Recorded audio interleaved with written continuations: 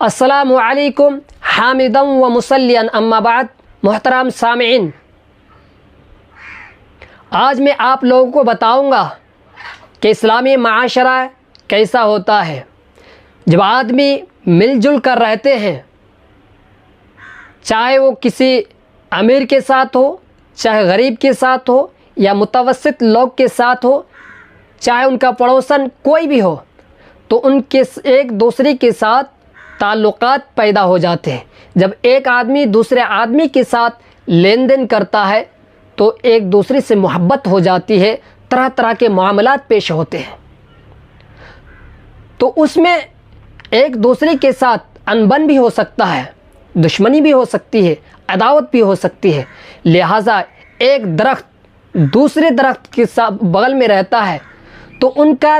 لین دین کا معاملہ نہیں ہوتا ہے، ان کے ساتھ کوئی تعلقات نہیں ہوتے ہیں، اس لیے ان کے درمیان میں کوئی کرپشن، کوئی بگاڑ بھی نہیں ہوتا ہے۔ لیکن اسلامی معاشرہ میں اللہ کے رسول صلی اللہ علیہ وسلم نے جو ہم لوگوں کے لیے عملی تصویر پیش کی ہے وہ یہ ہے کہ جو غیر کی دکھ کو اپنا دکھ سمجھے، دوسری کی تکلیف کو اپنی تکلیف سمجھے۔ اللہ کے رسول صلی اللہ علیہ وسلم نے فرمایا کہ ایک مسلمان کو سباب المؤمن فسق و قتال کفر، ایک مومن کو گالی دینا، ایک مسلمان کو گالی دینا ایک فسق ہے، گناہ ہے، اور اسے قتل کرنا کفر ہے۔ اللہ تبارک و تعالی نے بیان فرمایا انما المؤمنون اخوہ فاصلحوا بین اخویکم، ایک مومن دوسرے مومن کے بھائی ہے، ایک مسلمان دوسرے مسلمان کے بھائی ہیں، لہٰذا تم لوگ آپسی معاملات میں، لین دین میں معاملات کو درست رکھو۔ جب تمہارے درمیان میں معاملات درست ہوں گے، لین دین درست ہوگا، تو آپس میں جو کرپشن نہیں ہوگا، بگاڑ نہیں ہوں گے، فسادات پیدا نہیں ہوں گے، کرپشن پیدا نہیں ہوں گے۔ اس لیے میرے بھائیوں، جریر بن عبداللہ کہتے ہیں کہ اللہ کے رسول صلی اللہ علیہ وسلم نے مجھ سے بیعت لی، 3 چیزوں پر بیعت لی کہ نماز قائم کروں گا،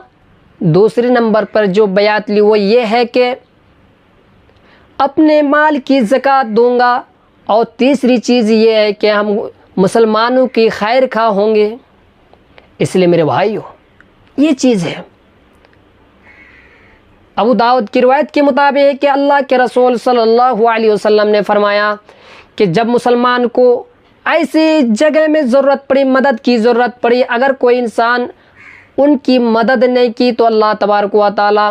ان کی مدد ایسی جگہ میں نہیں کریں گے جہاں ان کی مدد کی ضرورت ہوگی۔ اور جب کوئی انسان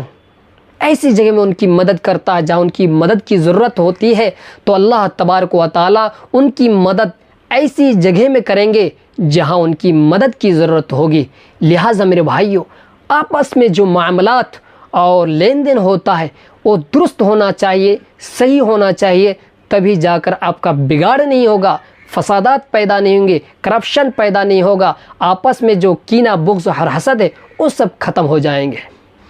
اس لیے میرے بھائیوں، جب ایک انسان دوسرے انسان کے ساتھ رہتا ہے تو معاملات، لین دین ایک دوسرے سے یقیناً ہوتے رہتا ہے، تو ان میں بگاڑ بھی ہو سکتا ہے، فسادات بھی ہو سکتے ہیں۔ اس لیے میرے بھائیوں، تو اس لیے تو اللہ تبارک و تعالیٰ نے کہا کہ آپس میں جو معاملات ہے، لین دین ہے، ان کو